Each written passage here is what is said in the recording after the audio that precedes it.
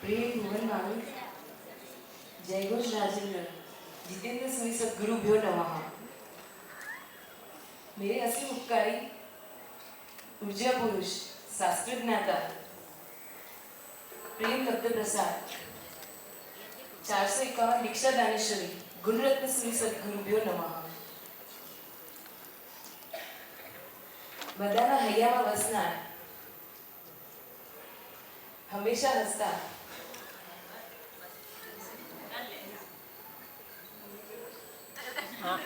पुनीत पीछे आ जा। बधाना हૈયામાં વસનાર हमेशा हंसता आजीवन चरणों पाशद परम पूज्य आचार्य देव श्रीमद निज रश्मि रत्न सुईजी महाराजના ચરણોમાં કોટી કોટી વંદન।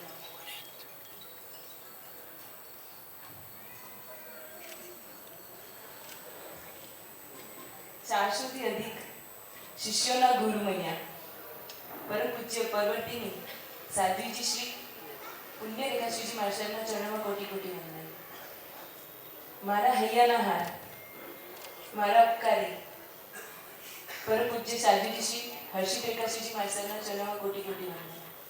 અત્રે બિરાજમાન શ્રવણ શ્રવણી ભગવંતોના ચરણોમાં મારા કોટી કોટી વંદન। અહીંયા બિરાજમાન श्री शंने मारा प्रणाम।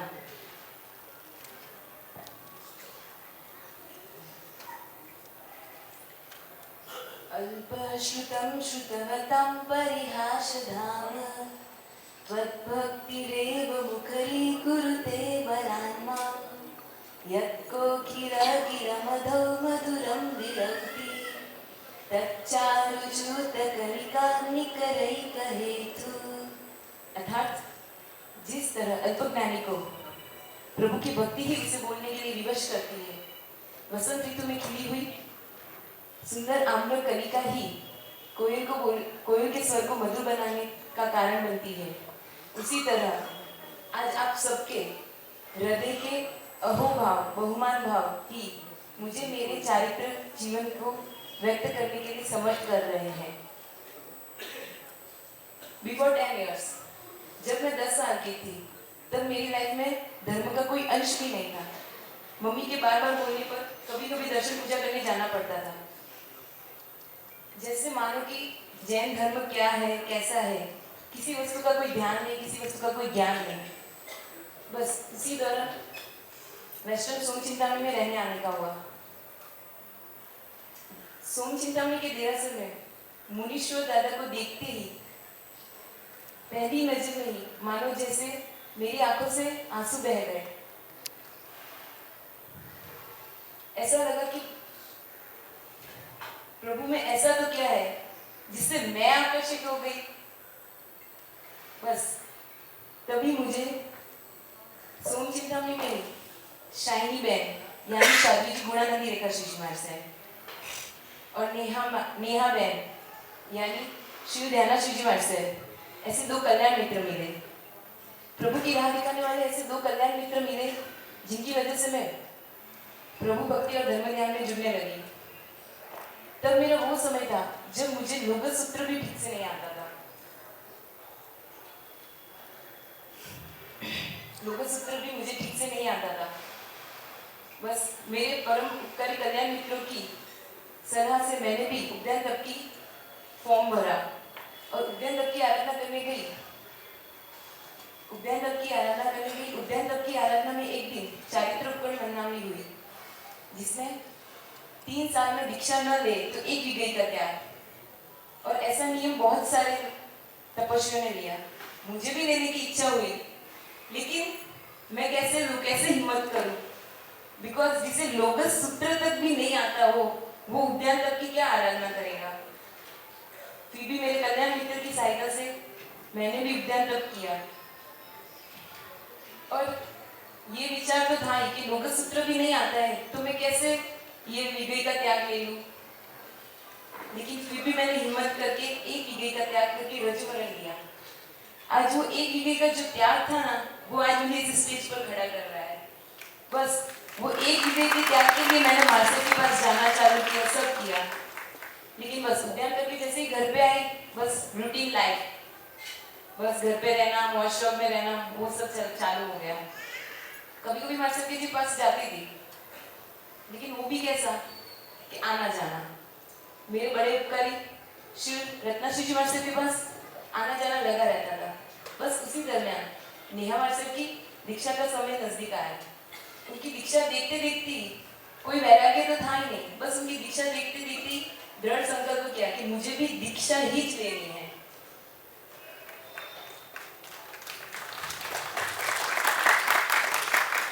और मेरे उपकारी श्री रत्नाश्री जी मास्टर ने मेरे मन मस्तिष्क में संयम जीवन का बीज रोपण करने में, ज्ञान ध्यान आदि सिखाने में इतना उपकार किया है ना कि वो कभी मैं भूल नहीं सकती उनका उपकार।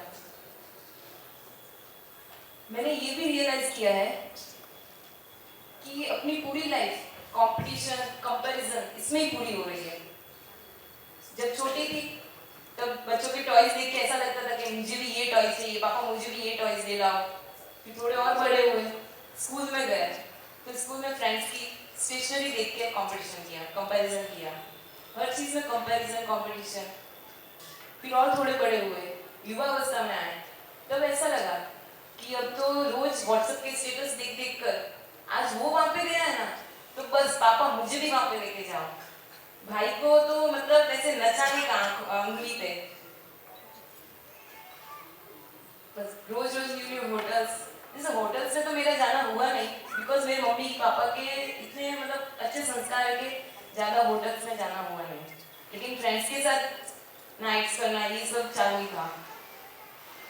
बट तो उसमें भी कोई खुशी नहीं मिल रही थी, बस कंपटीशन, कंपैरिजन की लाइफ चल रही थी। उसी दरमियान गुरुकुलवास में जाना हुआ। वहां पे मैंने देखा कि साधु साध्वी जी भगवान, जिनकी लाइफ में कंपटीशन या कंपैरिजन का अंश भी नहीं है, बस उनकी लाइफ में तो एक कॉम्प्रोमाइज ही है। और उनकी लाइफ में ये कॉम्प्रोमाइज ही उनकी लाइफ को इतना हैप्पीनेस में रखता है। बस मैंने भी विचार लिया कि मुझे भी यही कॉम्प्रोमाइज वाली हैप्पीनेस चाहिए। फॉर एग्जाम्पल, अगर किसी बच्चे को क्लास में फर्स्ट आना है तो वो क्या करेगा?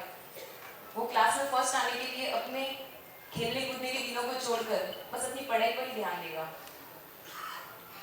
किसी आम आदमी को बिजनेसमैन बनना है तो वो अपने मौज शौक को छोड़कर अपने बिजनेस पर पूरा ध्यान देगा, क्योंकि उसको पता है ये कॉम्प्रोमाइज नहीं है, बट ये इसका एक गोल है कि उसको ये पूरा करना है, उसको कुछ बनना है। बस उसी तरह मुझे भी मेरी लाइफ में हैप्पीनेस चाहिए, और ये हैप्पीनेस सिर्फ साधु साध्वी जी भगवान के पास ही मिल सकती थी। तो मैंने ये डिसीजन लिया कि मुझे तो संयम जीवन ही लेना है। अब मेरे लाइफ की कुछ घटनाएं कहना चाहूंगी। मानव जीवन कितना इम्पोर्टेंट और कॉस्टली है, ये मुझे तब पता रियलाइज हुआ जब मेरे लाइफ में कुछ ऐसे इंसिडेंट्स बने। तो जैसे आपको सबको पता है ये समाज में कि मेरे साथ क्या इंसिडेंट्स बना ये वाला। तो इसमें ऐसा बना कि जब हम बालोतरा में रहते थे तब मैं 6 या 7 इयर्स की होंगी, और पापा के बुआ के साथ व्याख्यान में जाना हुआ। बस रास्ते पे चलते चलते मेरा पैर स्लिप हो गया अचानक ही, और मैं बालोतरा के सबसे बड़े गटर में गिर गई। और ये पूरे समाज को लगभग पता है, जिसमें से कोई मतलब समझो ना, वो गटर सही करते करते ना इतने 10 से 20 लोग मजदूर मर गए थे। इसमें से ना मुझे बच के बाहर आना मतलब मेरे लिए बहुत पुण्य की बात है। बस वो गटर में गिरी तो सही, बस वहां पर अचानक ये ना मेरी बुआ ने, मतलब बुआ का भी ऐसे हो गया कि अरे मेरी बच्ची गिर गई, जोर जोर से ऐसे किए ना उसको बचाओ बचाओ। तभी एक ड्राइवर अंकल जो मेरे बहुत उपकारी है, वो उन्होंने मेरे को है ना उनके बालों से मेरे को उन्होंने देखा, और उन्होंने इतनी हिम्मत की, मेरे ऊपर इतना उपकार किया कि उन्होंने मेरे बाल देख के मुझे बालों से खींचा, बट वो बाल चूक गए उनके हाथ से। तो उनको ऐसा लगा कि ये बच्ची तो गई, लेकिन फिर पता नहीं, और लोगों को भी ऐसा ही लगा, सब इतनी भीड़ लग गई थी कि लोगों को ऐसा लगा कि ये बच्ची तो गई, अभी ये नहीं मिलने वाली। मतलब फिर ना उन्होंने विचार किया कि ये जो गटर है उसमें से कदाच वो उस गटर में चली गई हो। तो उन्होंने इधर से वहाँ पे देखा, और मेरा नसीब कैसा कि पानी का बहाव भी ऐसे ही आया उस दिन कि मैं ऊपर आ गई, और उन्होंने उन्होंने लोगों को बोला कि आप मेरे पैर पकड़ो और मैं इस बच्ची को बाहर निकालता हूँ। ये मेरे लाइफ का सबसे बड़ा उपकारी कोई बोलूँ ना तो वो भैया है, ड्राइवर अंकल, जो आज यहाँ पे उपस्थित नहीं है पर कदाच मेरी दीक्षा में पधारेंगे।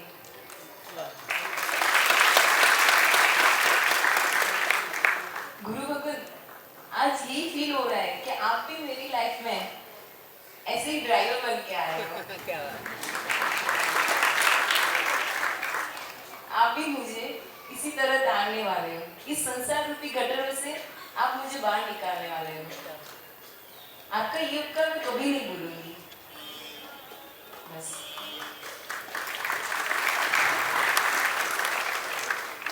मेरे उपकारी 400 से अधिक दीक्षा शिष्यों के गुरु मैया परम पूज्य पर्वतिनी साधु जी श्री पुण्य रेखा श्री जी महाराज, जिन्होंने, मेरा उनसे परिचय ज्यादा नहीं था, बट अभी जो परिचय हो ना उससे ऐसे उनके ऑरस जो मिलते हैं ना उसमें तो ऐसे मानो कि कोई ताकत है। बस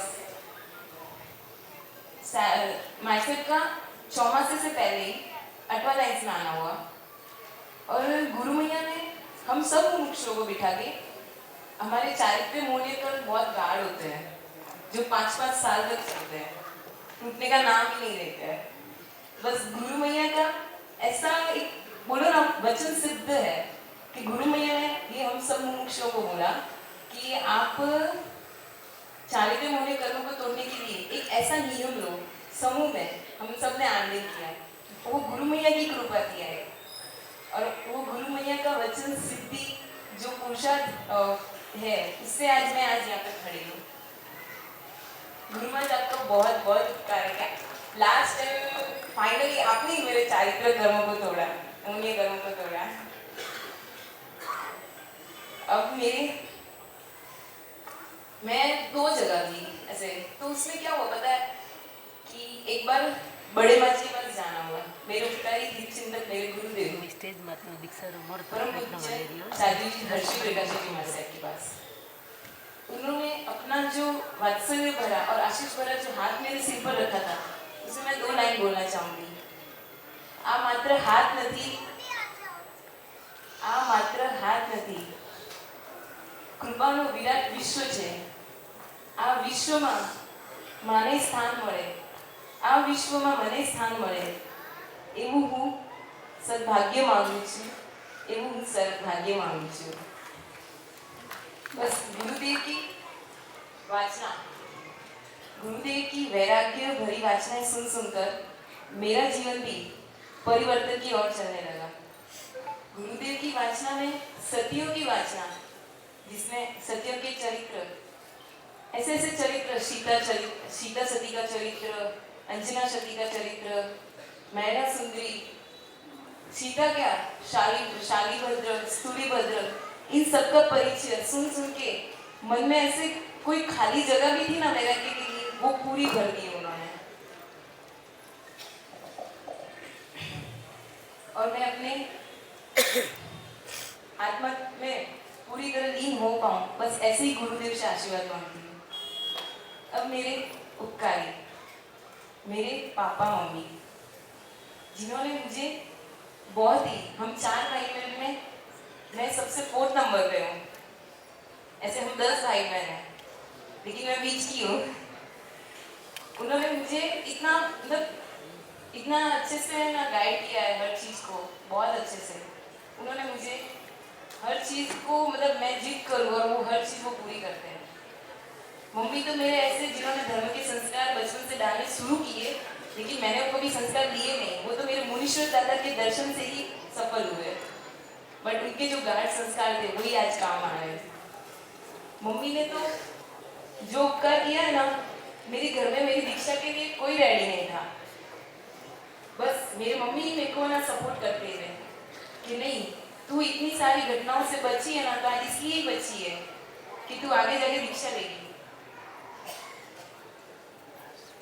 और मम्मी का ये सपोर्ट मुझे आज यहाँ पे खड़ा कर रहा है। पापा पापा के बारे में तो क्या बोलूं। मैं 4 भाई बहनों में से सबसे लाडली हूँ।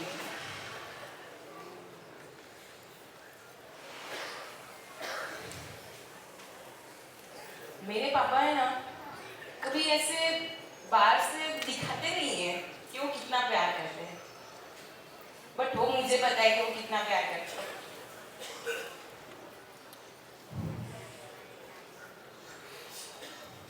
मैं थोड़ी इमोशनल भी हूँ। मैं ऐसा भी सोचती हूँ कि कदाच दीक्षा के दिन भी मेरे को आंसू आ गए तो क्या लोग सोचेंगे। लेकिन मेरे पापा के बारे में बोलूँ ना, तो वो मेरी हर इच्छा पूरी करते थे। मेरे भाई अगर मना बोल देना, लेकिन पापा इसकी इच्छा है ना तो पूरी करो। लेकिन उन्होंने मेरी एक ही इच्छा को 5 साल तक अटका के रखा। उन्होंने मेरी एक इच्छा पूरी नहीं की थी। उन्होंने मेरे को, मैं जब भी उनके सामने दीक्षा की बात करती, ना वो मुझे हाँ देते थे ना वो मुझे ना देते थे। बस इसी तरह मेरा धर्म और ध्यान चलता रहा। पापा मेरे पापा भी है ना, धर्म के मर्म को जानने वाले हैं। उनकी पूजा पाठ आराधना अब देखो ना तो ऐसे लगे कि कोई मुंह से बैठा है। लेकिन बस ये चीज वो मान नहीं रहे थे कि बस मेरी बच्ची दीक्षा ले। लेकिन फाइनली आज वो अपनी खुशी से, इतनी खुशी से कि वो जब मैं सबको फोन कर रहे थे ना, तो मेरे को बोलते हैं, मैंने भी सोचा था कि आज मेरे पापा का 500 बार नाम आ गया है फोन पे।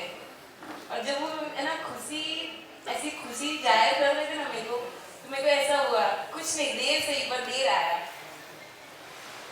मेरे पापा ने उस टाइम ये बोला कि आज तो मेरी करिश्मा का 100 बार नाम आ गया। तब किसी पास में बैठे हुए एक भैया ने बोला कि करिश्मा के पीछे पीछे आपका 500 बार नाम आ गया। पापा मेरे पीछे पीछे नहीं, मैं तो चाहती हूँ आप भी मेरे साथ मेरे आगे बढ़े।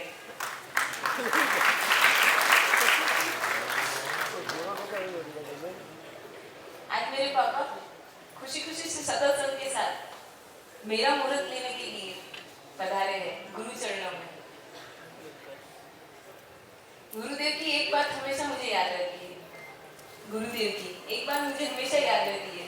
गुरुदेव कहते हैं कि अपन जिस चीज को छोड़ रहे हैं उसे कभी याद नहीं रखना, और जिस चीज के लिए अपन छोड़ रहे हैं उसे कभी भूलना नहीं है। बस गुरुदेव, अब मेरे 2 वर्ड्स जो मैंने कहीं से लिए हैं, ओ गुरुदेव, अब तो मुझे करे भी बनते आप कब उछराओगे। ओ गुरुदेव, अब तो कब आप मेरा नूतन नाम बोलोगे।